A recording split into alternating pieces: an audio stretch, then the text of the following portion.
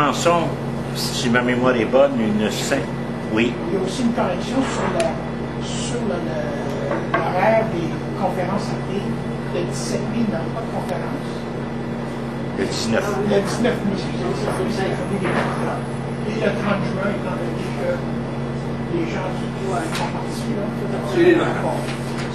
Voilà. Ces deux dates-là, Merci bien. en cours de route, je vais vous faire passer par là.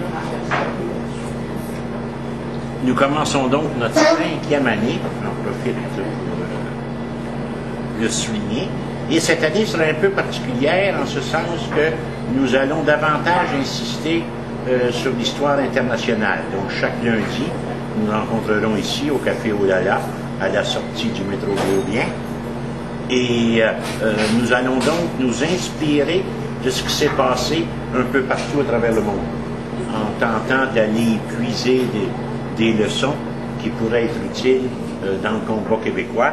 C'est pourquoi, si vous regardez la liste des pays dont nous survolerons l'histoire, j'ai tenté d'en mettre les différents continents, mais nous relaterons l'indépendance, par exemple, des États-Unis, de la Finlande, de la Hollande, des pays de l'Amérique latine, tous les pays de la décolonisation, pour tenter et les anciens pays de l'URSS, l'Estonie, la Lituanie, la Lettonie. Parce que très souvent, les Québécois s'imaginent qu'ils sont seuls dans leur situation et on ne nous rappelle pas assez souvent, justement, que plusieurs autres peuples ont dû lutter pour leur indépendance et que la majorité de ceux qui ont lutté ont réussi à l'obtenir, et souvent dans des situations qui ressemblaient à la nôtre. Même si notre cas actuellement est singulièrement particulier, puisque nous sommes un pays industrialisé, aujourd'hui on devrait même dire informatisé, un pays moderne, avec une économie florissante, qui appartient au Canada, qui est donc un pays dont la réputation est excellente à travers le monde, ce qui peut sembler compliquer les choses, alors qu'en réalité, nous faisons toujours appel aux mêmes droits, justement au droit des peuples à disposer d'eux-mêmes, ou le droit des peuples à l'autodétermination, qui est un synonyme. Donc ce soir, nous allons réfléchir quelque peu sur ce concept juridique, mais qui est essentiellement un concept philosophique. Hein. Qu'est-ce que c'est que le droit des peuples? Et ce droit-là, comme je viens de le mentionner, mais je vais le répéter, il vaut mieux se répéter que se contredire, il porte deux noms. C'est le droit des peuples à l'autodétermination ou le droit des peuples à disposer d'eux-mêmes, qu'on appelle la libre disposition des peuples. Pour bien en saisir l'origine, la nature et le rayonnement, si on peut dire, il faut revenir en arrière. Les peuples n'ont pas toujours eu des droits.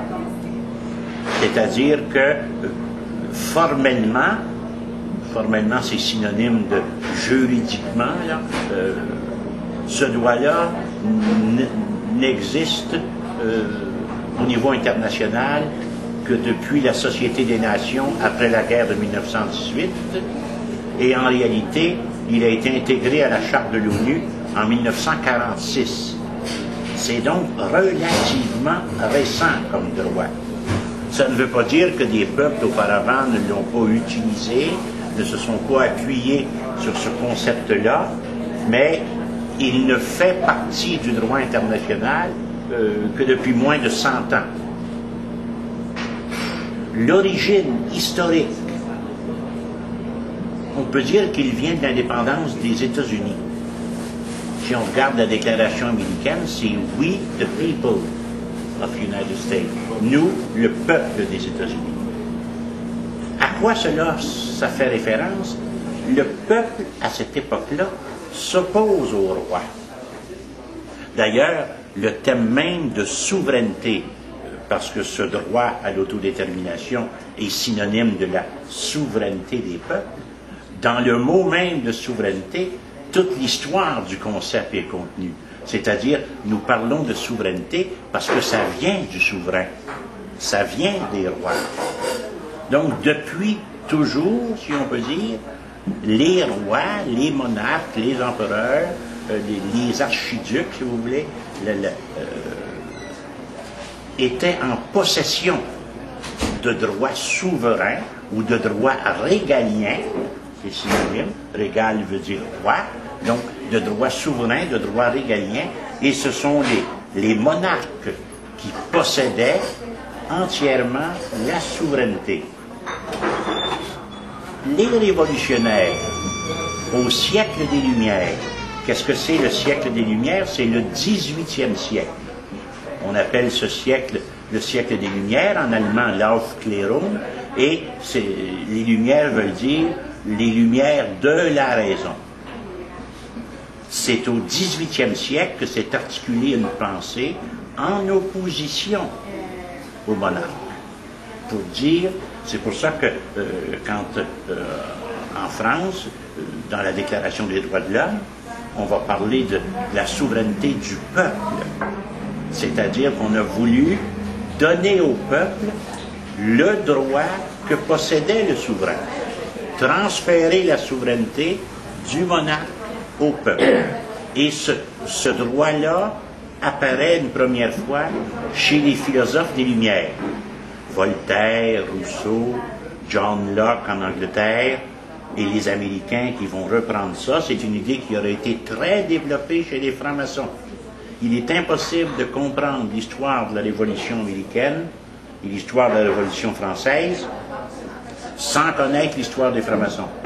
Ce sont tous les pères de l'indépendance américaine, on va même jusqu'à dire tous les présidents des États-Unis, sans exception, étaient tous des francs-maçons. C'est la même chose en France, à quelques exceptions près, et même les contemporains, selon ceux qui font des recherches et qui ne se gênent pas pour l'affirmer, tous les présidents de la République française étaient, à un degré ou à un autre, des francs-maçons. L'idée de république, res publica, des choses publiques, res ça veut dire chose, eh bien, c'est une idée qui s'oppose à la monarchie. Ce sont donc les francs-maçons, au XVIIIe siècle, s'inspirant des philosophes des Lumières, donc les Voltaire, les Rousseau et les philosophes anglais, qui, les premiers, vont vouloir articuler une théorie à l'effet que la souveraineté est quelque chose qui appartient au peuple et non pas à une famille, comme le présuppose la monarchie héréditaire. C'est-à-dire qu'un monarque, on va qu'à prendre l'exemple de l'Angleterre, il n'empêche pas, soit dit en passant, des monarques d'être francs-maçons. Beaucoup de rois, y compris Georges V, Georges VI, étaient des francs-maçons annoncés, déclarés, connus comme tels. Ici au Québec, on a très peu insisté sur cette histoire-là, parce qu'ici, même encore aujourd'hui, on a certains préjugés face à toute l'idée de la maçonnerie. Cependant, quelle que soit je dirais, l'appréciation personnelle qu'on peut avoir sur l'organisme comme dit la franc-maçonnerie, on est obligé de reconnaître que ce sont eux qui, les premiers, ont articulé cette souveraineté de la raison. Donc, le siècle des Lumières, ce qu'il vient apporter, c'est qu'il a voulu non pas éliminer Dieu, parce que les francs-maçons sont théistes, c'est-à-dire qu'ils doivent croire en Dieu, mais pas nécessairement l'Église, pas nécessairement au pape, pas nécessairement à la hiérarchie, mais pas nécessairement ne pas y croire non plus. Frenchet Jarreau, qui me disait quelques mois avant sa mort dans une conversation privée qu'il était 32e degré franc-maçon, il y en a 33, qu'il était 32e degré franc-maçon, était un catholique pratiquant. Léon Z. Patnaud, qui est un des piliers de la franc-maçonnerie québécoise, était président de l'Association internationale des francs-maçons catholiques. Il y a même des cardinaux qui seraient francs-maçons. Donc, au 18e siècle, dans les loges maçonniques. D'ailleurs, si vous avez l'occasion de voir le film de la Révolution française, les années-lumière et les années ténèbres, je crois, c'est en deux films, c'est dans tous les clubs vidéo, vous remarquerez que Marat, Robespierre, Danton assistent avec le tablier, puis le triangle, puis l'œil, le compas, à des réunions dans des loges maçonniques, et que c'est là que se prennent l'essentiel des décisions et les différentes convictions qu'ils iront porter au Parlement. Donc la première révolution, c'est une révolution de la pensée. C'est une révolution qui fait en sorte que la raison est déclarée souveraine. Alors qu'avant le 18e siècle, tout était basé sur l'autorité. Alors que, à partir du 18e siècle, c'est la nature de l'autorité qui va changer. Avant le 18e siècle, l'autorité, elle est divine. Et c'est de droit divin que les monarques étaient sur le trône et qu'ils possédaient donc la vérité. Donc c'est pour ça que les gens avaient face au roi et on voit encore ça d'ailleurs au Japon, qui pourtant est un pays moderne et ainsi de suite, mais on se rend compte, bonsoir, et bonne année. Et vive la Révolution. Oui, et au Japon, par exemple, les gens n'ont même pas le droit de regarder l'empereur. Ils se prosternent, on voit ça là, quand le Japon a abdiqué après les bombes atomiques de Nagasaki et de Hiroshima. Pour la première fois, l'empereur s'est adressé aux gens par des haut-parleurs dans tous les postes de radio. On voit des images en noir et blanc de ça. Pour le peuple japonais, c'est une véritable révolution. C'est-à-dire que c'était des demi-dieux, hein, des monarques. Et c'était pareil chez nous. Et ici même, avec la hiérarchie catholique, que ce soit avec les cardinaux et le pape, essayez de vous rappeler un peu, il y a 40-50 ans en arrière, l'espèce de vénération que l'on avait, c'était presque de l'idolâtrie, hein, dans certains cas, c'était même troublant à certains égards. Donc, au XVIIIe siècle, on va affirmer, mais on va tenter de démontrer que la raison humaine est capable, elle seule, de définir la vérité, de la chercher puis de la trouver, et qu'on n'avait plus à se fier sur une autorité, qu'elle soit humaine ou divine, ou évangélique ou biblique, et ainsi de suite. Ça ne niait pas la valeur de la Bible, puis la valeur de l'Église, puis la valeur de Dieu. Nous sommes tellement imprégnés de cela qu'on a peine à s'imaginer que c'est le fruit d'un grand combat. Écoutez, les patriotes ont été condamnés par l'Église parce qu'ils réclamaient la souveraineté du peuple. L'Église n'a reconnu la souveraineté des peuples qu'autour de 1900. C'est le pape Léon XIII, qu'on appelle le pape libéral, qui a succédé au pape Pie IX. Eh bien, c'est le pape Léon XIII qui a, en France, on l'appelle le pape de la réconciliation. Il a dit pour la première fois, les catholiques peuvent être républicains. Autrefois, c'était les peuples catholiques ne pouvaient pas être républicains. Ils devaient être au service de la royauté. Donc, les philosophes des Lumières, au XVIIIe siècle, vont articuler cette pensée-là. Et il y aura des morts. Beaucoup seront emprisonnés, seront guillotinés, seront exécutés de différentes façons, parce que c'est une révolution. Et les premières révolutions sont toujours des révolutions de la pensée. C'est pour ça même, quand on prend notre exemple ici au Québec, l'indépendance nationale, les premiers indépendantistes, eh bien, et c'est pour ça qu'on leur croit beaucoup, ça a été, leur travail a été d'abord et avant tout de diffuser une idée. Ce sont les idées qui mènent le monde. Et juste le fait d'affirmer cette action, c'est une affirmation qui se situe pleinement dans le siècle des Lumières. C'est-à-dire, une idée, dès qu'on la lance, elle ne nous appartient plus, elle circule, elle traverse la société, puis elle fait des révolutions. Au début, il y a juste quelques personnes qui vont adhérer à cette idée-là, et avec les années, elles se répandent un peu partout. Donc, ces philosophes des Lumières, audacieux comme ils sont, vous allez voir d'ailleurs, c'est pourquoi lorsqu'on regarde les déclarations des droits de l'homme, on dit les déclarations des droits de l'homme, parce qu'il y a des déclarations américaines et des déclarations françaises. Les premiers qui vont réussir dans cette direction-là, ce sont les Américains, qui, eux, vont se séparer de l'Angleterre, vont réaliser leur indépendance, vont...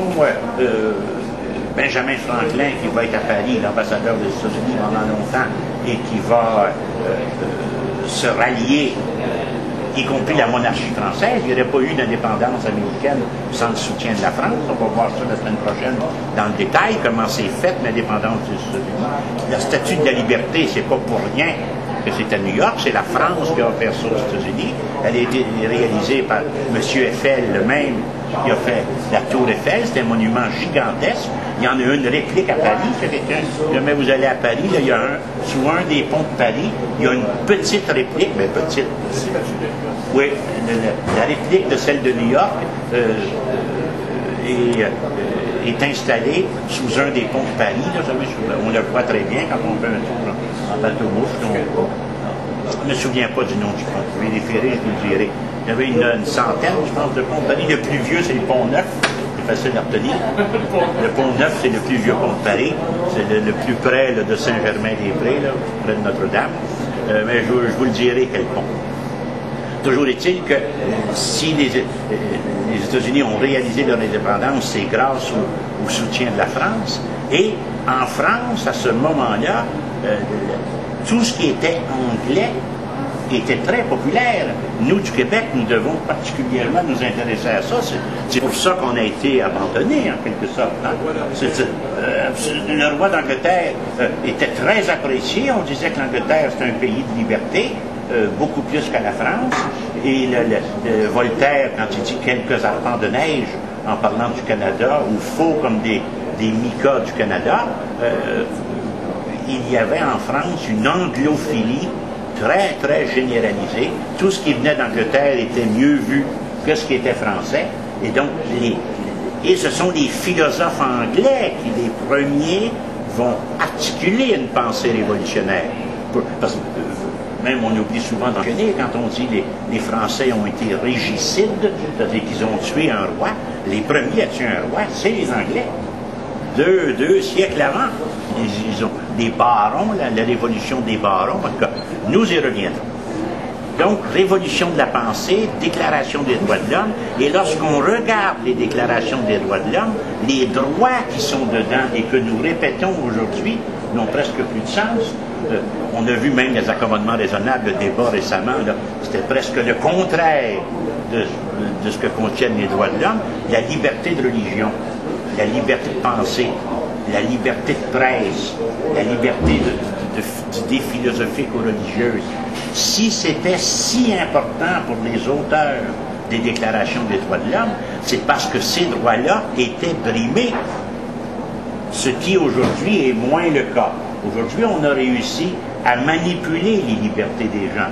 Les gens sont libres de dire ce qu'ils veulent, mais on peut tellement dire ce qu'on veut qu'il n'y a personne qui écoute. Donc, faut trouver d'autres façons Mais il y a 2 siècles, tenir un discours révolutionnaire était passible de la peine de mort. Donc, les révolutionnaires américains et français vont se battre pour la reconnaissance de ces droits-là, et dans les faits, ces droits-là impliquaient l'abolition de la monarchie. Il fallait que ce soit le peuple. Mais originellement, le mot peuple n'a pas le sens qu'on lui donne aujourd'hui, sur lequel nous reviendrons tout à l'heure. C'est-à-dire, nous, actuellement, il y a comme 2 conceptions du peuple, j'y reviendrai après la pause, une conception plus allemande, une conception plus française. Eh bien, à ce moment-là, c'est même pas de ça dont il est question. Quand les révolutionnaires américains et français parlent de peuple, c'est par opposition au roi. Il y avait le roi et le peuple. C'était pas le peuple canadien-français, le peuple russe, le peuple français. Ça l'était dans les faits, mais ça n'avait pas la même définition que nous lui accordons aujourd'hui. lorsque les Américains disent « We, the people of the United States », c'est la population des États-Unis face au monarque. Ce n'est pas encore le concept de nationalité n'apparaîtra qu'au 19e siècle. D'ailleurs, c'est tellement vrai que lorsqu'on discute avec les Anglais, aujourd'hui, le mot peuple et le mot nation n'a pas le même sens en français qu'en anglais. Ce qui pour nous, nous embarrasse souvent. Quand on dit le peuple en anglais, ça n'a pas la même connotation que le peuple en français comme nous l'entendons aujourd'hui. Mais nous reviendrons après la pause sur les conceptions actuelles de peuple. Qu'est-ce que c'est un peuple, qu'est-ce que c'est une nation, et ainsi de suite. Pour le moment, ce sur quoi je vais insister, c'est que lors des révolutions américaines et françaises, la notion de peuple se définit beaucoup plus en opposition au roi. C'est le peuple qui doit être souverain et non plus le roi. Tous les hommes sont égaux. Cette phrase-là, qui aujourd'hui nous apparaît banale, aujourd'hui on va même insister pour dire non, il y a beaucoup d'inégalités. Il y en a qui sont plus intelligents, il y en a qui sont plus riches, il y en a qui sont plus en santé, il y en a qui sont plus débrouillards.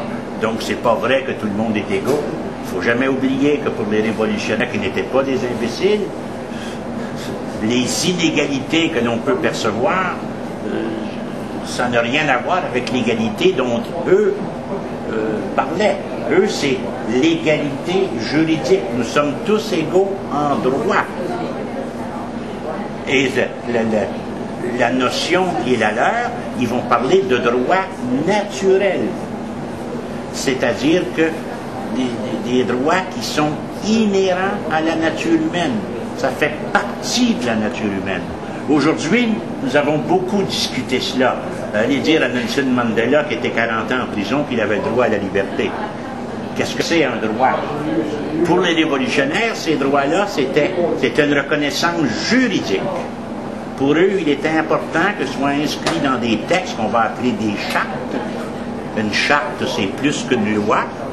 Pour ça, quand on dit que le français a un statut particulier au Québec, la loi 101 n'est pas qu'une loi, c'est une charte. Donc, la charte des droits de l'homme, c'est plus important qu'une simple loi. C'est une déclaration formelle et qui, aujourd'hui, est endossée par tous les pays du monde, ce qui n'empêche pas que ces droits-là soient bafoués quotidiennement. Et les révolutionnaires le savaient, que ça pourrait être bafoué souvent, mais l'important pour eux, c'était qu'ils soient reconnus, qu'ils soient inscrits dans des documents et que, comment dirais-je, qu'ils soient, dans une certaine mesure, protégés le plus possible.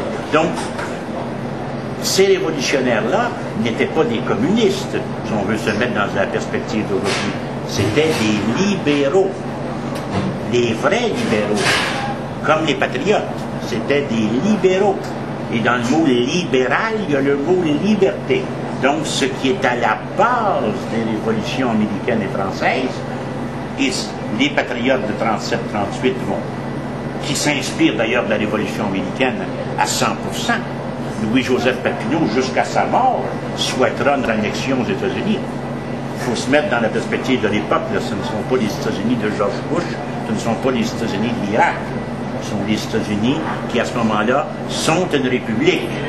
Oui, et qui s'étaient séparés de l'Angleterre et qui avaient mené une lutte héroïque contre les Britanniques et qui avaient vaincu les Britanniques avec, je le répète, le soutien des Français. Sinon, l'indépendance américaine n'aurait jamais eu lieu.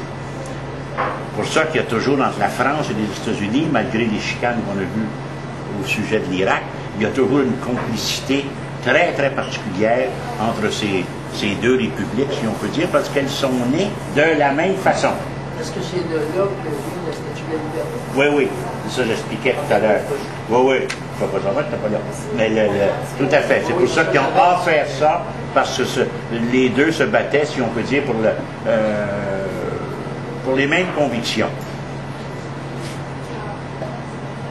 Donc, le droit des peuples comme tel, originellement, c'est le droit des peuples contre le roi. Et ça va rester tout au long du 18e siècle. Et au 19e siècle, ça va se développer. C'est-à-dire que le mot peuple le concept de peuple va se nourrir de nouvelles données.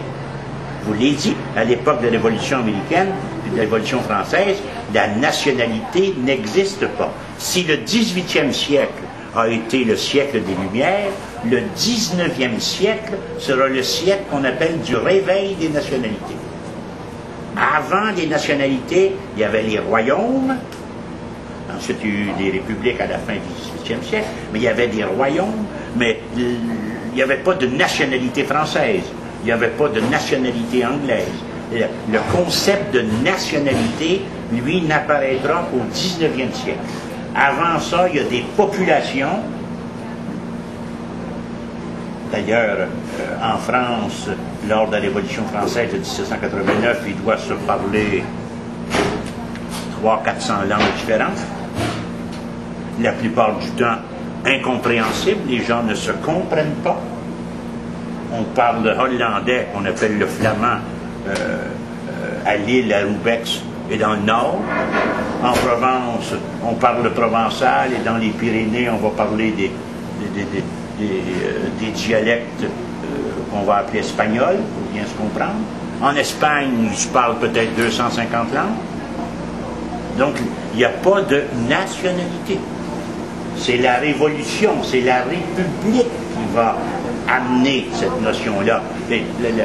Lorsque la Révolution française se fait en 1789, il y a un des élus qui s'appelle l'abbé Grégoire. Première enquête socio-linguistique du monde. Lui, il va faire le tour de la France, puis il va essayer de comprendre la question linguistique. Il n'avait d'abbé que le nom, d'ailleurs. Il faut savoir qu'à ce moment-là, les abbés, c'est pas juste un vicaire de paroisse, c'est un abbé, c'est un évêque, hein, qui a tous les privilèges d'un évêque, sauf celui d'ordonner des prêtres. Pour ça que si vous allez dans une abbaye à Rosemont, à Roca, à Mistassini, vous allez voir le père abbé, il y a la mitre et la crosse et l'anneau. Donc il y a tous les privilèges d'un évêque sur le territoire de son abbaye. Mais à cette époque-là, et c'est pour ça qu'il y aura de grandes chicanes entre les gallicans et les ultramontains en France, les abbés sont nommés par Rome ou par le roi, mais lorsqu'on est abbé d'un monastère, on reçoit l'équivalent de 200 000 à 300 000 piastres par année en argent d'aujourd'hui.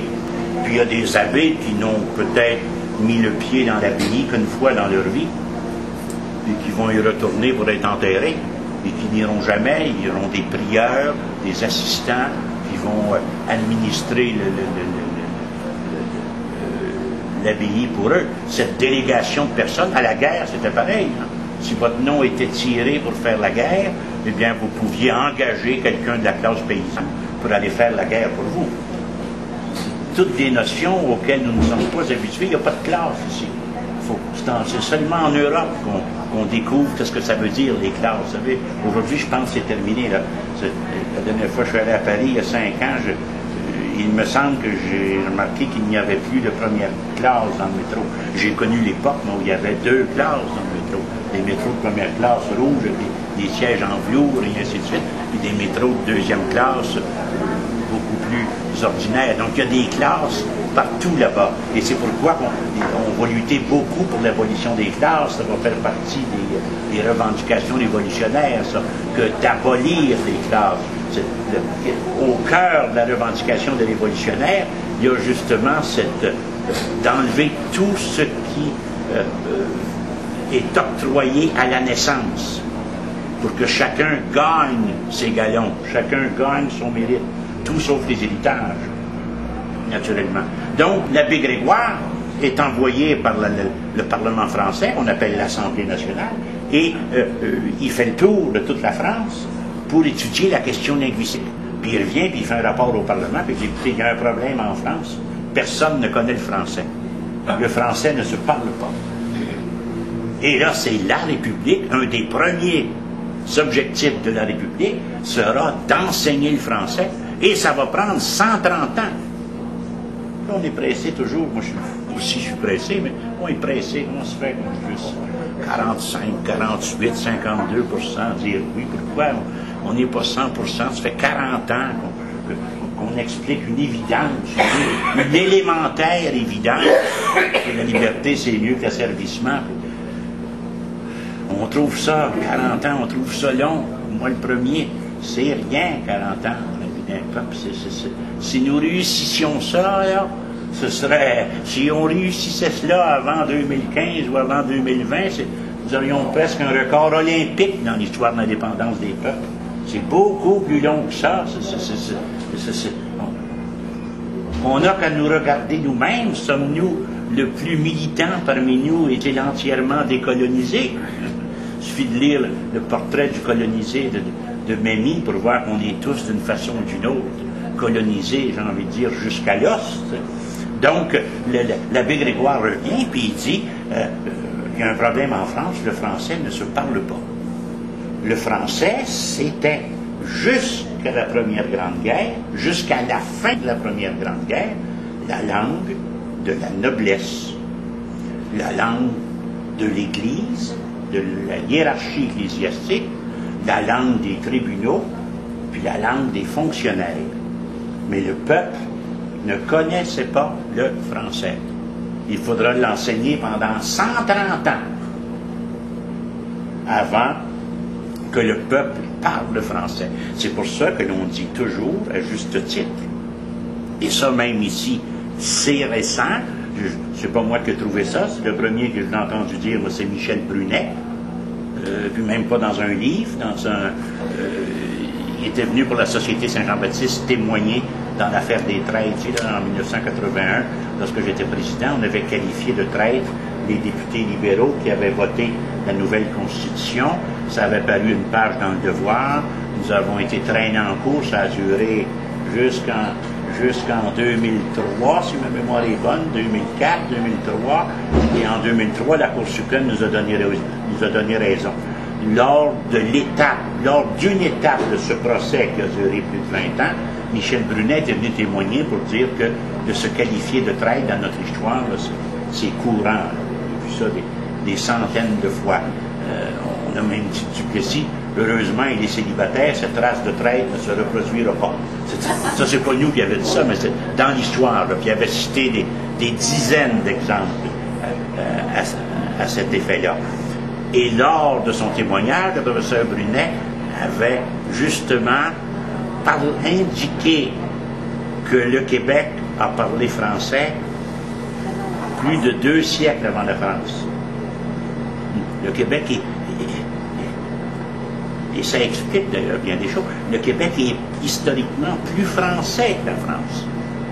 Nous avons appris le français dès les premières décennies de la colonie, l'histoire de la Nouvelle-France. Il y avait le clergé, les officiers, les filles du roi parlaient français.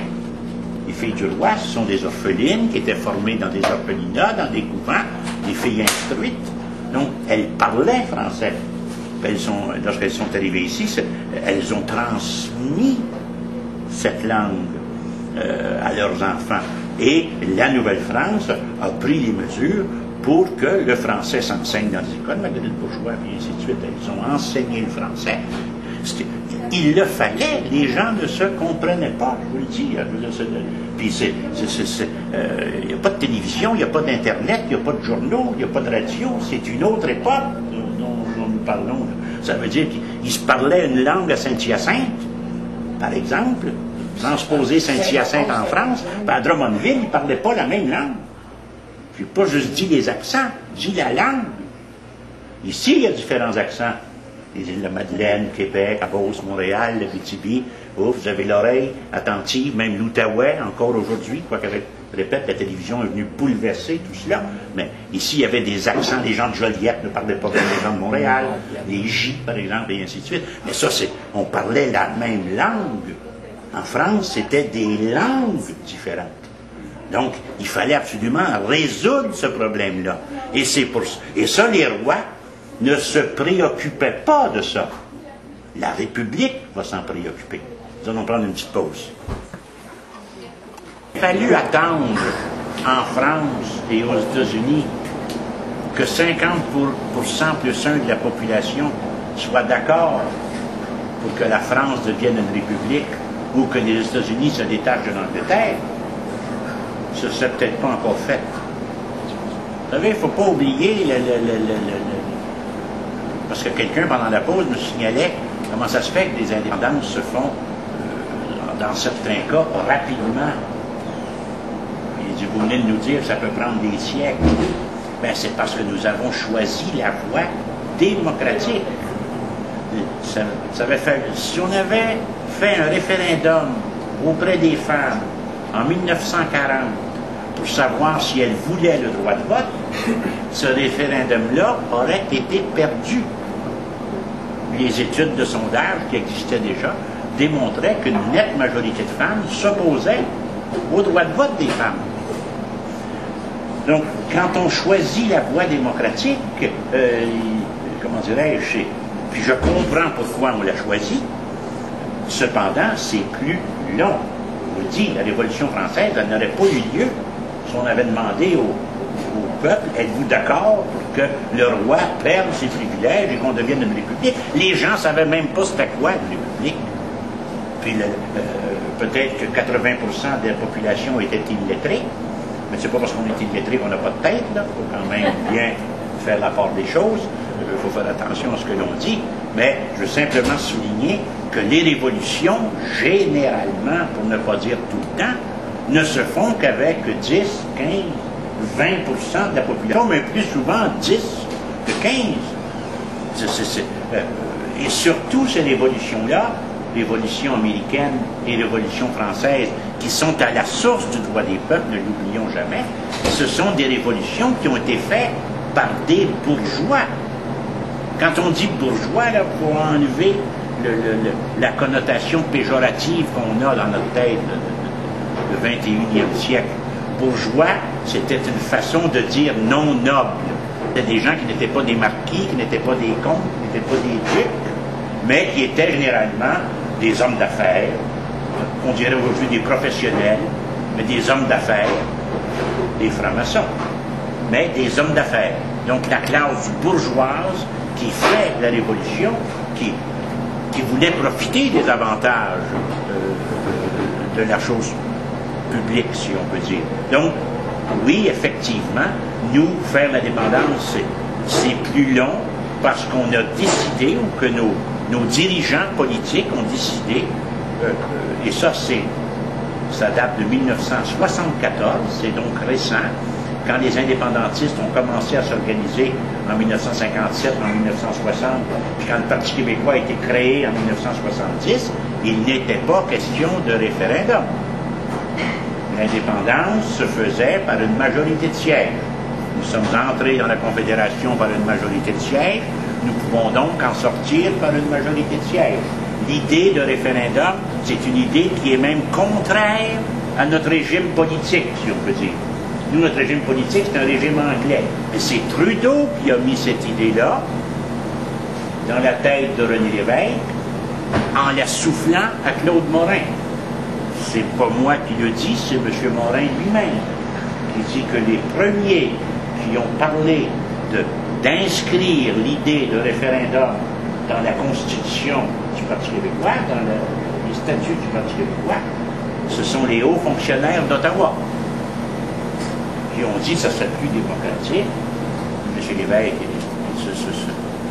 se targuait d'être un grand démocrate, donc ce serait plus démocratique si la majorité de la population se prononçait lors d'un référendum plutôt que d'une simple élection. Ils l'ont piégé par l'entremise de Claude Morin. Ah, c'est une idée qui vient de Claude Morin.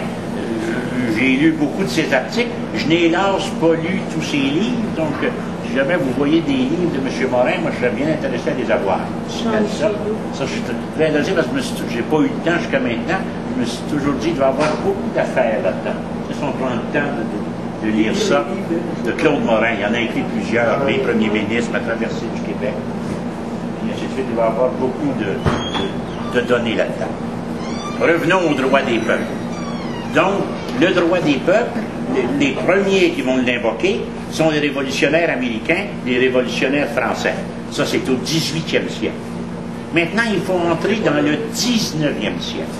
Le 19e siècle, j'ai dit tout à l'heure, et là nous allons insister là-dessus, c'est le siècle des nationalités. Là, c'est le siècle des patriotes. C'est-à-dire que les patriotes, ici, ce sont les pères de la nationalité. Je n'ai pas dit de la nation, j'ai dit de la nationalité. Ce sont les premiers qui vont articuler une pensée à l'effet que le peuple pas canadien, on ne disait même pas canadien-français à ce moment-là, le peuple bas canadien. Le Bas-Canada, c'est la province de Québec d'aujourd'hui, selon l'acte de 1791, qui fait le Haut et le Bas-Canada. Donc, de 1791 à 1840, nous nous sommes appelés les Bas-Canadiens.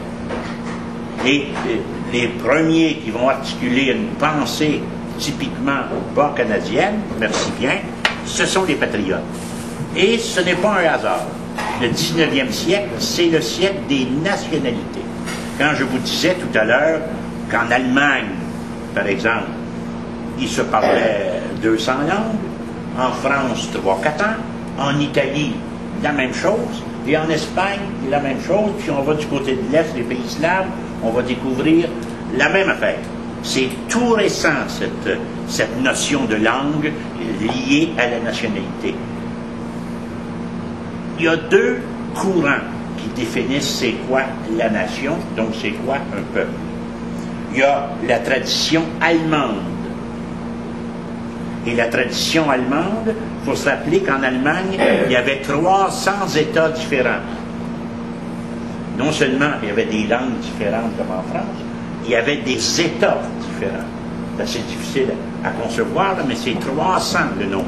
Il y en avait des plus grands que d'autres, des plus importants que d'autres. Il y avait des duchés, il y avait des principautés. Donc il y en a qui étaient des princes, d'autres c'était des ducs, d'autres c'était des archiducs, d'autres c'était des comtés avec un comte, d'autres c'était des marquisats avec un marquis. Mais c'était tous des États indépendants. 300.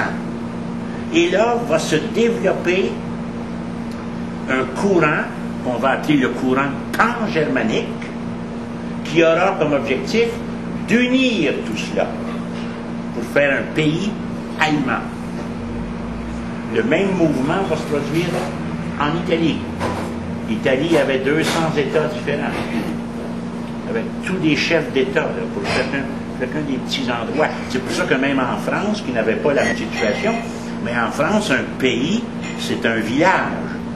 Je viens de tel pays. En France, on va dire c'est mon pays. Ça ne veut pas dire la France quand ils disent c'est mon pays. Le pays, pour les gens de la Provence, c'est un tout petit coin de la Provence. Les pays sont des villages. Quand le général de Gaulle dit essayer de gouverner un pays où il se fait 300 sortes de fromage, ce que ça veut dire, là, c'est que c'est vraiment différent les uns des autres. Mais c'était plus marqué en Allemagne. On viendra sur le cas de la France tout à l'heure. Et en Allemagne, il y a un philosophe du nom de Fichte, F-I-C-H-T-E, qui va commencer à lancer l'idée suivante. Il faut réunir la nation allemande, réunir tous ces pays-là, tous ceux qui ont une langue germanique, on va les réunir, on va apprendre l'allemand, qui sera le prussien, comme l'italien. Quand on dit l'italien, c'est pas une langue, l'italien. L'italien, c'est le toscan. C'est la langue d'une province de l'Italie qui s'appelle la Toscane. Je cherche la capitale de la Toscane et je ne me viens pas à l'esprit. Ah non, c'est pas Rome. Je pense que c'est Florence, mais je ne suis pas sûr. Je regrette. Mais en tout cas, la Toscane, l'italien, c'est le toscan. L'espagnol, on ne parle pas l'espagnol. Il n'y a pas de langue d'espagnol. C'est le castillan. Et c'est la même chose au Portugal. C'est la même chose en Allemagne. Puis la même chose en France. Le français, c'était la langue de l'île de France, qui s'est imposée à toutes les autres provinces. Donc, en Allemagne, la conception allemande de la nation, c'est une population qui partage un même territoire et qui parle la même langue. Ici, assez curieusement, nous avons retenu cette conception-là, qui n'est pas la conception française. C'est la conception allemande, c'est une définition culturelle de la nation. C'est une population qui vit sur un territoire, qui a beaucoup de traits communs, dont la langue. En France, c'est une autre conception de la nation. Et celui qui va la définir, c'est Ernest Renan, un grand penseur français, un professeur du Collège de France, qui fait scandale parce qu'il écrit une vie de Jésus, qui fait scandale à son époque, parce qu'il dit que les évangiles et la vie de Jésus doivent passer le test scientifique et doivent répondre à un certain nombre de questions, comme toute autre histoire que l'on pourrait raconter. Mais lui va faire une série de conférences qui s'appelle « Qu'est-ce que la nation ?» Si vous allez sur Internet et vous tapez « Qu'est-ce que la nation ?» vous allez avoir le texte intégral de la grande conférence d'Ernest Renan qui répond à cette question-là. Et pour lui, qu'est-ce que c'est la nation? La nation, c'est pas nécessairement un peuple qui vit sur le même territoire et qui parle la même langue. Pour lui, la nation, ce qu'il a défini, c'est un vouloir vivre ensemble. Il faut bien comprendre. Au moment où il explique ça, lui, la France, elle ne parle pas la même langue. Autour de 1880. À ce moment-là, il se parle des centaines de langues en France, mais pour lui, ce n'est pas la langue qui, essentiellement, va définir la nation. C'est le vouloir vivre ensemble. Nous, au Québec, on a ajusté une partie de la définition allemande, puis une partie de la définition française. On va dire que ce sont des gens qui partagent une même culture, qui partagent une même langue, et qui partagent un même destin. C'est-à-dire, on se sent concerné par ce qui arrive aux Québécois. Si on dit que les Québécois sont ainsi, si les Québécois se sentent attaqués, s'il y a une déclaration discriminatoire qui se fait ailleurs au Canada anglais ou quoi que ce soit, quand Maurice Richard a été victime de toutes les injustices que l'on sait, eh bien, il y a un destin commun qui est le nôtre. On se sent tous concernés par ça. Donc, il y a comme une destinée commune. Parce qu'une nation, ce n'est pas facile à définir. L'ONU ne définit pas c'est quoi une nation. M. Harper vient de faire, c'était certainement involontaire, mais a fait un geste important. Pour nous, bien sûr, c'est à l'intérieur du Canada, mais ça n'a aucune importance. Nous sommes une nation. Comme lorsque la Cour suprême a rendu un jugement, je me rappelle, nous, les indépendantistes, mais généralement, notamment au sein du Parti québécois, on ne voulait rien savoir de la Cour suprême. Hein. Moi, je me souviens, je vivais en Europe, parce que quand le jugement est tombé, j'avais fait un commentaire. Moi, j'étais très heureux de ça. Pour la raison suivante. Le juge en chef de la Cour suprême, il s'appelait Antonio Lamère. Et moi, je connaissais Antonio Lamère. Il aurait pu être ici ce soir, Antonio Lamère. Oui, il vient de mourir. C'est un homme qui avait offert ses services à M. Lévesque pour construire toute la magistrature d'un Québec indépendant. Puis il avait offert ça en 1968. Donc, j'en ai pas connu, moi, quand un cocon devient cornichon, il ne revient jamais à cocon. Puis c'est la même chose pour l'indépendance. C'est la même chose. C'est-à-dire qu'il y a une sensibilité qui ne peut pas disparaître. Puis j'ai entendu une grande entrevue de M. Lamère il y a 3-4 ans. Puis écoutez, là, il ne peut quand même pas dire « je suis indépendantiste », il ne peut pas dire ça. Cet homme-là, c'est le juge en chef de la Cour suprême du Canada. Il ne peut pas dire ça. Mais on a parlé du fameux jugement. Ce jugement-là, c'est pas rien, vous savez. C'est un jugement qui dit si les Québécois répondent oui à une question sur la souveraineté, le Canada devrait négocier avec les dirigeants québécois. Devrait ou devra? Oh, devra. Oh, non, c'est une obligation. Mais ça peut prendre 200 ans. Non, ça, c'est pas de même, ça marche. Il a dit, j'ai marqué dans le jugement, si le Canada refuse de négocier au lendemain d'un oui, la communauté internationale le condamnera. Ça veut dire quoi? Ben, ça veut dire beaucoup. Ça veut dire beaucoup. Ça veut dire beaucoup. Ça veut dire beaucoup. Ils nous condamnent bien d'aller faire de la merde en Afghanistan, puis contre l'environnement. Bon, on est condamnés internationalement, mais ça veut dire quoi dans le concret?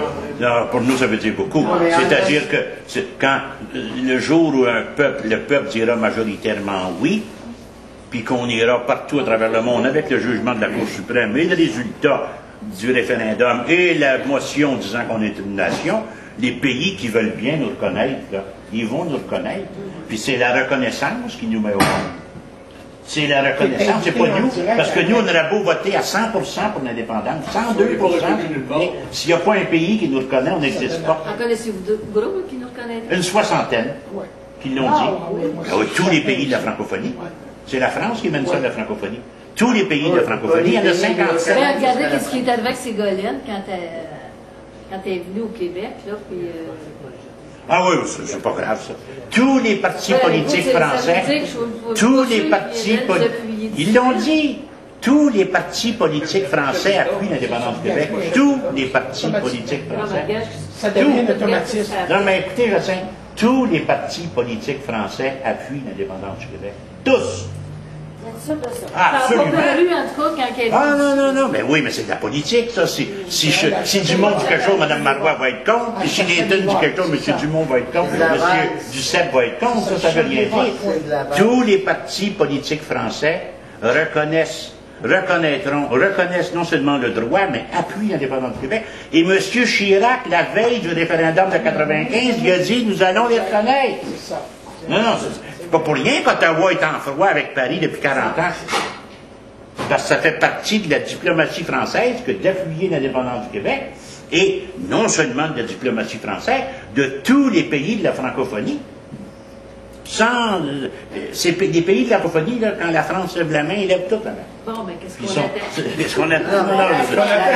C'est eux qui attendent. C'est eux qui attendent. Nous, on attend un oui. On attend un oui. Donc, le jugement de la Cour suprême est très important. Puis là, je reviens à M. Lamer. M. Lamer, dans une entrevue qu'il a donnée il y a 2-3 ans, il a explicité son jugement. Donc, puis le jugement, qu'est-ce qu'il fait, là? Il fait que dès octobre 70, il ne peut plus s'en produire. Non. Parce que le fait de défendre l'idée de souveraineté est légal maintenant. La Cour suprême a dit qu'on pouvait faire un référendum, qu'on pouvait le gagner. Ça veut donc dire qu'on peut faire la promotion de l'indépendance. Ce qui n'est pas le cas. Fomenté par Ottawa. Ce qui n'était pas le cas en 1970. Ah, ce qui n'était pas le cas en 1970. Non, parce que l'histoire de ce jugement-là, oui. L'histoire de ce jugement-là, c'est que Ottawa avait posé la question à la Cour suprême, dire, advenant le cas de l'indépendance, de référendum positif, comment on compose l'électoral, quelque chose. Oui. Mais Antonio Lemaire, c'est pas le même Antonio Lemaire qui avait contribué à la rédaction de la Charte canadienne des droits. Non, il y en a pas là-dedans. Il me semble que il me semble que oui. Il me semble non. que oui. Non. Hey, oui. Non, c'est Borolaskin qui a fait ça. Ben, Lemaire était là-dedans. Il n'était plus là. M. Lemaire a succédé à Borolaskin comme juge en chef de la Cour suprême. Ah, mais il a été non. Ne vous trompez pas. J'ai presque envie de vous dire qu'il était membre de l'ordre de Jacques Cartier. Ben, dites-le. J'ai dit, j'ai presque envie de vous dire. Ça ne fera pas de temps. J'ai presque envie de vous dire. Ça peut les convaincre. Non, mais ça veut. Ce que je veux dire, c'est que moi, écoutez, là, vous commencez à me connaître un peu, pas que l'argument d'autorité, ça n'a pas de valeur, mais je veux dire, moi, j'ai pas confiance en grand monde. Antonio Lemaire, j'ai toujours eu confiance en lui. J'ai confiance en lui. Quelqu'un qui, en 1968, s'offrait pour construire la magistrature d'un Québec indépendant. En 1968, là, il n'y avait pas grand monde qui comment dirais-je, qui allait dans cette direction-là. Puis dans l'entrevue dont je vous parle, il a dit, et c'était la loi sur la clarté qui était à l'ordre du jour, parce que qu'est-ce qu'Ottawa a fait après le jugement? Parce que dans le jugement, c'est marqué après une réponse claire à une question claire. Puis Stéphane Dion s'est levé de bord avec Jean Chrétien, puis on dit, nous autres, on va définir c'est quoi la clarté. Et le juge Lemaire a dit, on ne nous l'a pas envoyé, la loi sur la clarté. La Cour suprême ne s'est pas prononcée sur la loi sur la clarté. Mais ça veut dire, c'est un juge qui parle, là. Il ne peut pas faire de la politique, c'est pas un politicien, là. C'est le juge en chef de la Cour suprême du Canada qui dit, alors qu'une loi est votée, la Cour suprême la loi sur la clarté n'a pas été testée par la Cour suprême. Alors que le Canada aurait pu le faire parce que les gouvernements ont le droit, avant d'adopter une loi, ils peuvent dire, on va l'envoyer à la Cour suprême. Après ça, bon, c'est correct, on va l'adopter. Ça s'est fait des centaines de fois. Et lui dit, ils ne nous ont pas envoyé cette loi-là avant de l'adopter. Mais ça veut dire que c'est potentiellement faisable qu'il l'a envoyé à la Cour suprême. En nous-mêmes pourrait l'apporter. Mais nous, on est pris avec nos questions de principe. D'un coup, on se fait battre. Mais c'est pas ça qui est l'essentiel de ce que je veux dire. L'essentiel de ce que je veux dire, c'est que le jugement de la Cour suprême du Canada est un plus. Nous ne l'avions pas en 1995. En 1995, Jean Chrétien a dit, puis il avait le droit, je n'aurais pas négocié. Un premier ministre du Canada ne pourra plus dire ça. Parce que la Cour suprême, qui est plus forte que le Parlement, la Cour suprême du Canada a dit, vous devrez négocier. C'est quand même pas rien, là. Pour ça qu'il est important, et même si c'est pour ça qu'il est important que nous ayons des indépendantistes au Parlement fédéral, mais qui mènent une action indépendantiste. En Irlande, c'est comme ça qu'ils ont gagné en Irlande. Vous savez, il y a une partie de l'Irlande qui est libre, on va le voir quand on va regarder l'indépendance de l'Irlande. Ça s'est fait comment? C'est qu'il y a eu des élections fédérales, si on peut dire, comme ici, là. Puis à un moment donné, il y a je sais pas, les comtés irlandais ont élu des partisans d'Irlande libre. Eux autres ont agi différemment du peuple. Les députés de l'Irlande, ils ont dit, ben nous autres, on ne siégera pas à Londres. Nous qui sommes élus, nous allons siéger à Dublin. Nous allons nous réunir ensemble, puis nous allons agir pour ce que nous sommes, c'est-à-dire un parlement de députés irlandais. Puis là, ils se sont mis à voter des lois, les bombes sont mis à péter. La Première Guerre mondiale, c'est important ça, là. La Première Guerre mondiale est arrivée, puis Londres s'est essoufflé dans la guerre mondiale, puis ils ont dit, bon, mais là, c'est assez, on peut recommencer une autre guerre, on va reconnaître l'indépendance de l'Irlande. Là, avec les Écossais, c'est la même affaire qui se produit. Oui, c'est un autre contexte, on va y revenir en temps et lieu. Et c'est pour ça que jusqu'à maintenant, moi, je me rappelle, M. Parizeau a fait une déclaration lors du référendum de 95, puis j'avais été fâché, mais, entendons-nous, là, moi, je sais très bien que lorsque Jacques Parizeau, Lucien Bouchard ou Pauline Marois prennent des positions publiques, je sais très bien que c'est pas à moi qu'ils s'adressent. Moi, je suis pour. Ils essaient d'augmenter le nombre de partisans. C'est pas facile de comprendre ça, là. J'aimerais ça avoir un parti qui pense exactement comme moi, je pense. Ça n'existe pas. C'est pas des partis. C'est des écoles, c'est des sectes, mais c'est pas des partis. Un parti, par définition, ça dilue. Puis c'est ça. Je rentre dans ma question. Est-ce que, moi, ce que je me pose une question, moi, je vais donner des choses que tu m'apprends. Ça fait longtemps que je fais de la politique, pourtant, ça fait plusieurs années. Je suis rendu à 65 ans, bon, ça fait 65 ans cette semaine. Vive Marius! Vive Marius! Mais c'est pas ça que je veux dire. C'est pas ça que je veux dire. C'est que j'apprends des choses, tu sais, sur la terre, sur l'interprétation des jugements de la Cour suprême. Si moi je les apprends aujourd'hui, est-ce que les députés du Bloc sont au courant? La majorité, c'est probablement pas. Moi, non. Non, probablement pas. Non. Probablement Quand pas. ils sont là pour travailler, ils devraient Le Parti québécois et le Bloc québécois. On devrait les inscrire avec d'autres. Ah, dans tous les partis, dans tous les mouvements politiques du monde, il y a toujours la formation des cadres. Nos partis n'ont jamais eu ça. Mais dans tous les mouvements du monde, il y a toujours... Regardez, vous avez tous les partis. L'été, vous allez voir ça dans tous les partis français. Ils appellent ça l'université d'été. Tous les partis français ont ça, tous les partis européens ont ça. La formation, quand tu es membre d'un parti, tu acceptes de te faire former. Tu acceptes de suivre des cours d'histoire, des cours de politique, des cours dans différents domaines. Mais ça n'existe pas ici. Là, on t'a fait prendre ton idée. Non, non, Je vais vous donner le fil. Voici le fil. Non, c'est pas un fil là. Notre affaire n'est pas cousue de fil là. Ah, mais Gilles, qu'est-ce qu'il faisait en contre de mer en 1910 comme avocat, lui? Il me semble qu'il était du côté des poursuites. Ah non, non, non, non. Certain là-dessus? Non, moi je suis certain de ça. Je sais que c'est gros ce que j'ai dit, mais je suis sûr de ce que je dis. Je veux dire, je suis sûr de ce que je dis. En tout cas, moi, quand j'écoute la mer, Lisez ce jugement-là, vous allez être surpris. Trouvez-le par Internet, le jugement de la Cour suprême sur la sécession du Québec. Vous allez être surpris de ce que là-dedans. Parce que les commentaires des journalistes dans le temps, c'était il a ménagé la chèvre et le chou. Les séparatistes sont volontaires, les fédéralistes aussi. En voulant dire justement les négociations. Ils peuvent bien s'entamer demain matin, mais quand est-ce que ça va se finir? Tout le monde a dit. Le jugement de la Cour suprême du Canada est donc un peu plus et au-dessus du gouvernement fédéral. Oui, absolument. Et à ce moment-là, ce jugement-là vient renforcer le droit des peuples et le droit du peuple québécois à l'autodétermination. Ce jugement-là est venu légitimer la pensée indépendantiste, le mouvement indépendantiste. Jamais plus les membres du Parti québécois pourront être considérés comme des hors-la-loi, ce qui était le cas. Ce qui était le cas. Là, c'est un parti qui est aussi légitime que le NPD, ce qui n'était pas le cas avant ce jugement-là. Là, c'est un jugement qui... Et n'oubliez pas, dans le système politique britannique, les jugements de cour ont force de loi. J'ai entendu ça, imagine, une fois. Les jugements de cour ont force de loi. Quand un juge dit tu t'en vas en prison, tu vas y aller en prison. C'est le juge.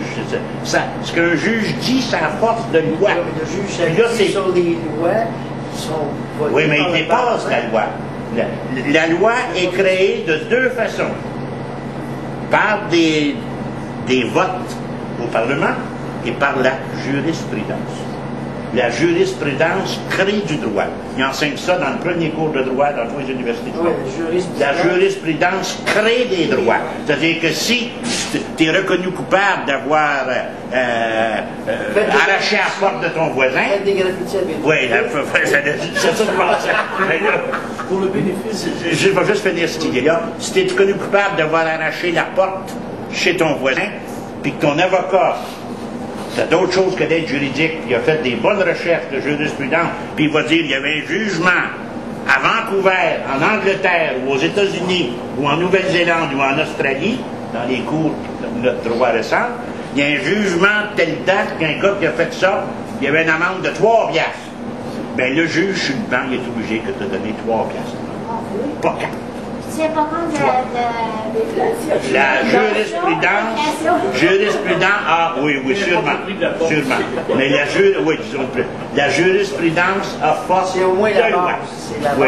Puis souvent, tu vas entendre les juges dire, et ça prend du temps à comprendre ça, à commencer par moi, mais pour avoir été en cours, disons, pas pour moi, mais tout le monde connaît ça, et ainsi de suite, là, j'ai entendu des dizaines de fois des juges dire, j'ai les mains liées. Je fais pas ce que je veux, moi.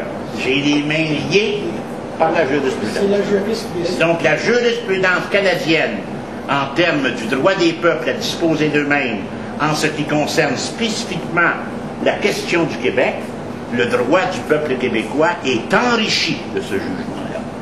C'est-à-dire qu'on a un argument de plus. La Cour, argument, vous savez qu'il y a du monde qui ont voté non dans le passé, parce que c'était défendu. Là, on pourra mettre nos discours. Parce que je vous le répète, quand on fait une campagne référendaire, c'est pas à moi que s'adresse mon oui là. Il faut qu'il y en chercher d'autres, parce que ça n'intéresse pas. Je me rappelle Rosain Morin, qui était l'ancien grand patron de l'Ordre de Jacques-Cartier au Québec, disait toujours, il faut aller rejoindre les gens qui lisent Allopolis, Éco-Vedette. Il faut aller dans une salle de bingo. Difficile à comprendre. Ce que lui disait, là, c'est à ce monde-là qu'il fallait s'intéresser. Arrêtez de faire vos petites réunions d'intellectuels, me disait-il. Allez dans une salle de bingo. Organisez des bingos. Section ouvrière. Organisez des bingos. Faites des gros prix pour que vous ayez 1000 personnes dedans 3 semaines. Donnez de l'argent à qui vous voulez, mais c'est ce monde-là qui va venir là. Ça, c'est important. Parce qu'ils ne vont pas voter, eux autres. Oui. Sur les 2-3 étapes que vous avez franchies sur la reconnaissance des nations, j'ai apprécié le côté historique. Mais quand Harper a voté cette motion-là, tout ce qui est sorti par la suite, c'est pour ça que je voudrais avoir votre avis là-dessus.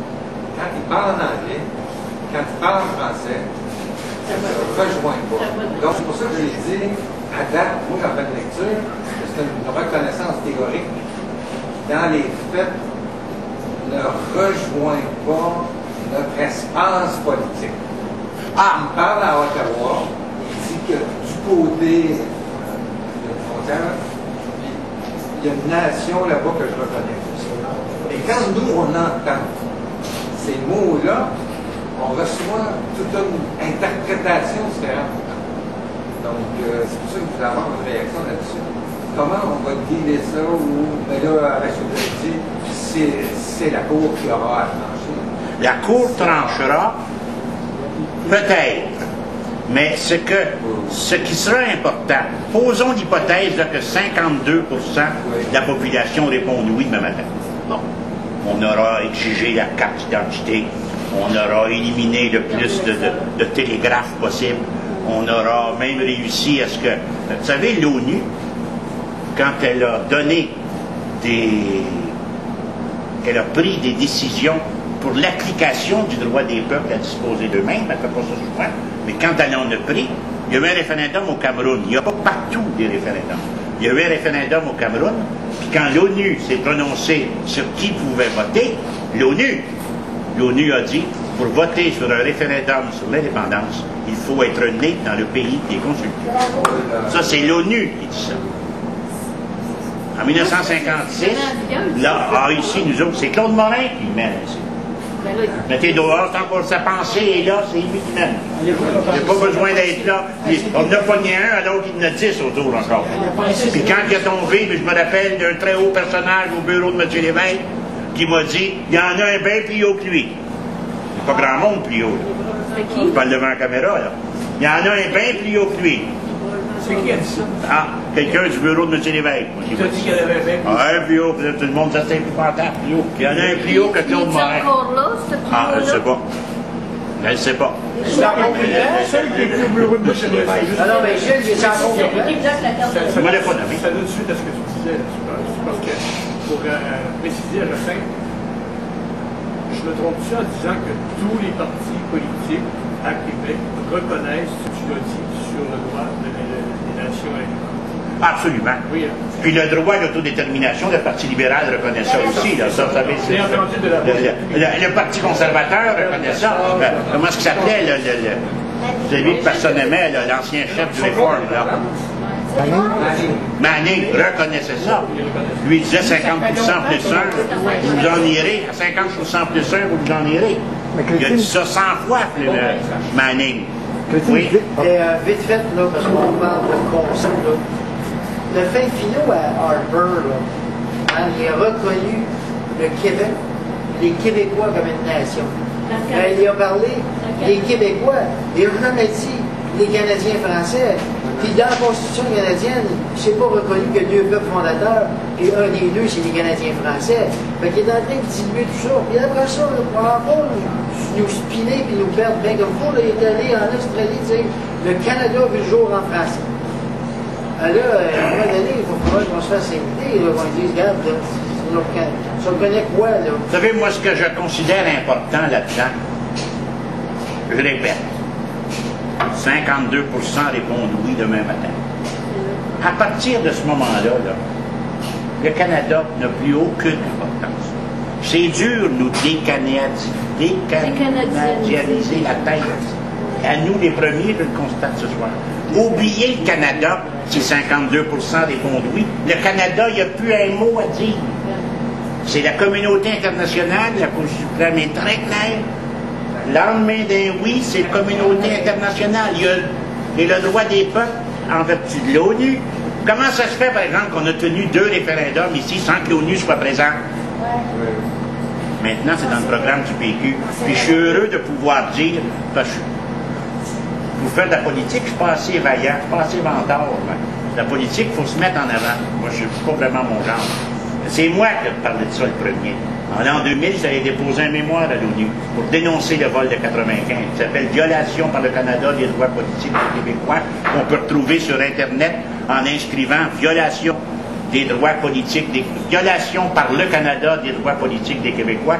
Il est répandu sur une vingtaine de sites, il est traduit dans une douzaine de langues. C'est même pas moi qui l'ai traduit. Si vous le tapez, vous allez voir dans toutes sortes de langues. C'était traduit, ce mémoire-là. Donc c'est une dénonciation qui n'a rien donné, ça n'a pas eu d'impact, ça. Ça ne peut pas rien donner. Il n'est pas fait pour que ça donne quelque chose. Il faut être un pays pour parler à l'ONU. C'est juste... Il faut se servir de toutes les tribunes pour faire avancer notre affaire. Mais l'ONU ne pouvait pas nous donner d'autre chose qu'un su. C'est impossible. C'est pas un pays. L'accusé-réception. Un récépissé, qui appelle ça. Vous allez dans Google, par exemple, puis vous dites « Violation par le Canada des droits politiques des Québécois. Violation par le Canada des droits politiques des Québécois. Vous tapez ça dans n'importe quel moteur de recherche. Je le dis parce qu'on est enregistré, là. Ça s'en va sur Internet. Donc, j'ai pris la peine de le répéter plusieurs fois. C'est pour ça que j'ai répété. Parce qu'il y en a d'autres plus qu'ici qui vont regarder ça. Donc, dans ce mémoire-là, où je raconte comment ce que le vol s'est passé, parce que mon ami Robin a écrit un très beau livre, je l'ai félicité, puis c'est très bien. Mais c'est une question de principe. Dans le mémoire, vous avez des chiffres. Ça, il n'y en a pas dans son livre. Des chiffres, comptés par comptés. Vous allez voir là, comment est-ce que ça s'est passé, le vol de 95. Et ma première recommandation, ça a été que lors d'un prochain référendum, s'il doit y en avoir un, que des observateurs étrangers de l'ONU soient présents, comme ils font partout. Et ça, c'est extrêmement important. Donc, parce que ce qu'il y a d'important dans l'exercice du droit des peuples à l'autodétermination, ce qui est important, c'est l'aspect international. Si on est 52% répondent oui, ce que le Canada va dire, le Harper chrétien, ils sortiront les enfants de Trudeau, ça n'a aucune importance. Aucune. Pas un petit peu. Aucune importance. Arrêtons. J'ai jamais envie de dire arrêter, mais je vais dire arrêtons de se demander ce que le Canada va faire. Le Canada ne nous concernera plus. Le Canada n'a pas un mot à dire au lendemain d'un oui. Jusqu'au oui, peut dire et faire tout ce qu'il veut. Non seulement c'est son droit, c'est son devoir. Vous allez voir ça, comment je vais me battre pour l'intégrité du Québec, moi, le lendemain de l'indépendance, les partitionnistes que je vais faire avec. Just watch me. J'ai bien compris, c'est pour ça que je l'ai dit. C'est pour ça que je l'ai dit. Il a dit ça 3 jours avant la loi des mesures de guerre. Just watch me. Qui viennent de diviser le territoire. Trudeau et Chrétien, ils ont eu raison de tout faire pour défendre le Canada. Nous défendrons avec la même vigueur le Québec. Parce que ça, c'est normal. Mais une fois, le oui gagnant, une fois que 52% auront voté oui, là, ce qui va compter, c'est pas le Canada. C'est Paris, c'est Stockholm, c'est Bruxelles, c'est Ouagadougou. Ça n'a pas d'importance. Mettez 50% de ça. Ouagadougou, c'est ça qui va compter. Dès l'instant que les pays vont nous reconnaître, le Canada, il enverra son armée s'il veut. Ça n'a aucune importance. Je vous le dis, aucune. Il y a des pays qui, là, au moment même où l'Assemblée nationale va reconnaître les résultats du référendum, puis va déclarer l'indépendance, dans l'heure suivante, des ambassadeurs vont arriver. Dans l'heure suivante. L'ambassadeur de Suède, l'ambassadeur de Norvège. Dans certains pays, les gens qui déclarent leur indépendance, le gouvernement les écrase. On n'a pas vu ça, non? Non, parce que j'en ai pas eu de déclaration d'indépendance depuis 1905. Le dernier pays comme nous autres, c'est la Norvège. Il y a Timor, ils vont faire de même, mais non, il n'y a pas de... il y a la Serbie, pas longtemps. Oui, ou la Croatie. Oui, la Tchécoslovaquie, il y en a eu beaucoup. Mais ça ressemble à nous autres, disons, c'est un référendum, puis ainsi de suite, aussi long que nous, là. Non, il n'y en a pas eu depuis longtemps. Mais non, faut chasser toute peur de coloniser de notre esprit. Dès l'instant que le oui est vainqueur, ça peut être 50% plus ça, moi je donne 52 comme étant. Mais dès l'instant que le oui est vainqueur, ce qui compte, c'est même plus nous.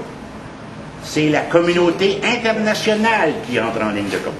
Et là, c'est même plus nous, c'est elle qui... Le Vatican va nous reconnaître 2 heures après. C'est les premiers à reconnaître, généralement. Oui. Finalement, ce qui compte, la conclusion de tout ça, c'est notre seule détermination, notre seule volonté collective à le vouloir. Oui. C'est juste ça. Et tout le reste, là, le général de Gaulle disait, tout ce qui grouille, grenouille, scribouille n'a aucune importance. Tout le reste, c'est pour nous déstabiliser. Oui. C'est normal aussi, là, je veux dire. Écoutez, en 1980, là, il y a un monsieur Marcel, qui était président de la Banque d'épargne, qui a dit à la télévision le 18 mai 1980 que si le oui passait, les rails de chemin de fer étaient pour être enlevés au Québec et les barrages de Manicouagan défaits pierre par pierre. C'est de la folie. Mais il a dit ça à la télévision. Il n'a pas dit ça. Ben, ouais, je n'oublierai jamais ça de ma vie. Ben, mon père travaillait à la Banque d'épargne en plus. Mon père s'appelait Oscar. Les Oscars, c'était pour mon père. Les Oscar, là, les guichets. Le premier était dans... Non, la Banque d'épargne. Les guichets automatiques s'appellent Oscar. Banque de l'ancienne, excusez. Mais ça s'appelait Banque d'épargne. C'est une banque canadienne-française, d'ailleurs. Et toujours est-il que ce qui compte, c'est le droit des peuples. Ce qu'il veut, c'est que, ce qu'il prescrit, c'est qu'encadré par l'ONU, suivant certaines conditions, un référendum soit tenu. Et si les résultats de ce référendum est positif, c'est la communauté internationale qui entre en ligne de compte. C'est pour ça que vous allez vous en souvenir, parce qu'on l'oublie souvent. L'exemple le plus récent, c'est pas réalisé encore, là, mais la Palestine a déclaré son indépendance à un moment donné, il y a à peu près 10-15 ans, du temps du vivant d'Arafat. J'oublierai jamais, les premiers pays, ça a été les pays scandinaves. Les autres qui reconnaissent tout le monde tout de suite. La Suède, la Norvège, des pays de 6-7 millions, ça. Vous allez voir, la Suisse, qui ne se mêle jamais de rien, va nous reconnaître. La Belgique, qui est divisée, va nous reconnaître très rapidement. La France et les 55 pays, et les 55, tout de suite, Monaco n'a pas de politique étrangère, elle suit celle de France.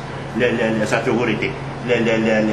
Les 55 pays de l'Agence de la francophonie, les pays de l'Amérique latine, ça va se succéder, vous allez voir, ça va... Et je terminerai en disant, au risque de vous surprendre, je ne suis pas sûr que les États-Unis ne nous reconnaîtront pas avant la France, après s'être entendu avec elle. Bonne soirée, à la semaine prochaine. Les conditions... Parce que c'est notre voisin. C'est notre voisin.